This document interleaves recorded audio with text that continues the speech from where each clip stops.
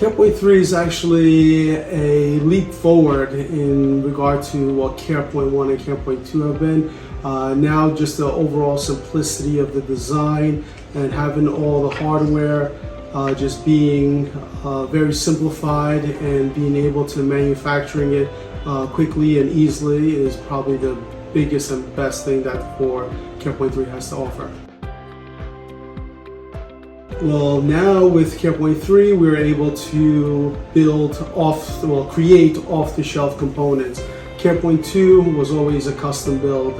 Customers would place an order. We would actually design and develop, not design it, but to configure it directly for them. Now, these are just components that we could just stock on the shelf.